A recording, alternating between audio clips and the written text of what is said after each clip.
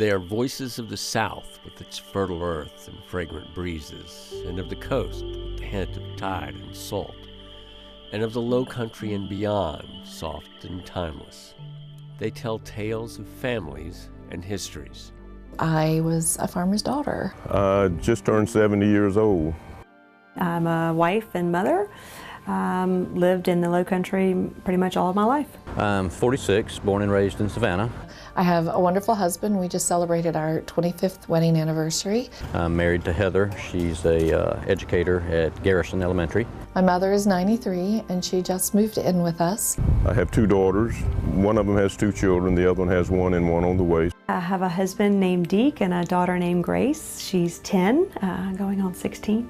I have two beautiful little daughters. Aniston is 6 and Abigail is 9. Fetch it up, baby. Good boy.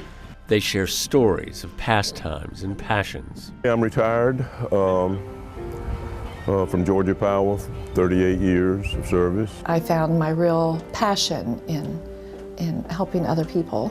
I am a prenatal genetic counselor, and so I talk with women who are either pregnant or wanting to become pregnant about risk factors. I work at Volvo of Savannah. I've been there for about 18 years. I decided that I wanted to become a nurse. We go to the Keys every August and go chase lobster. Full of heartbreak and hope, the narratives recounted by the voices of Libby and Mike, Gary and Vivian include one chillingly common theme.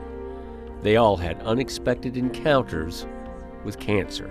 My oldest sister, when she was 36 years old, was diagnosed with breast cancer. I had met with a man in my church that had throat cancer. My mother had been diagnosed with primary peritoneal cancer, which is a sort of form of ovarian cancer. Because my sister had had breast cancer, I always thought if I had a cancer, it probably would be a breast cancer. I had just noticed a little lump right in that area there, about as big as the tip of your little finger. I had been having a nagging cough. This was just a routine screening exam that I'd been to many, many times and never had any concern. During a post-op scan, that was when they found the colon cancer. They did notice on the scan that there was a lesion on my left kidney. And it showed up cancer in my throat and that lymph node. I find out that I have cancer, which was a huge shock. Didn't see it coming. Kidney cancer, throat cancer, colon cancer, cervical cancer. No one ever expects to receive a cancer diagnosis. But if it comes, the desire to get back to a normal life is fierce, and it's a goal that's attainable, especially with the Curtis and Elizabeth Anderson Cancer Institute, equipped with state-of-the-art technology like the Da Vinci robot platform right here in our community.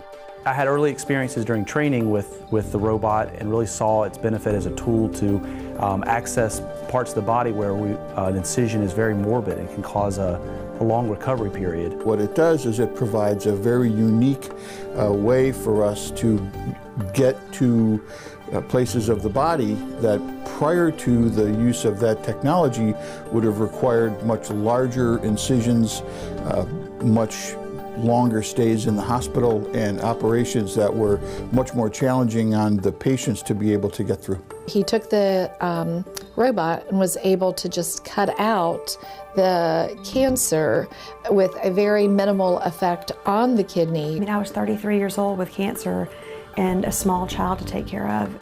For Gary, with a cancer in the sidewall of his throat, the difference between a traditional surgery and one done with the Da Vinci robot was dramatic. What we would have to do in certain situations is actually break the patient's jaw to open that area.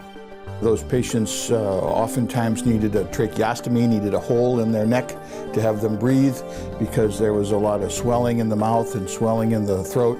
I had the surgery that Friday and took about 3 weeks to recover and gained a lot of my weight back, started eating again, and then started my chemotherapy and my radiation. In the old days, you wouldn't be even out of the bed for 3 or 4 days, and it was an 8-week recovery.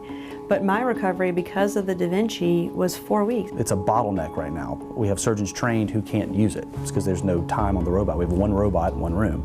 Today, Libba and I are pleased to announce our gift of $1 million. The Destination Cancer Care campaign is a $5 million effort to keep Memorial on the cutting edge of technology that helped Michael move from critically ill patient to survivor.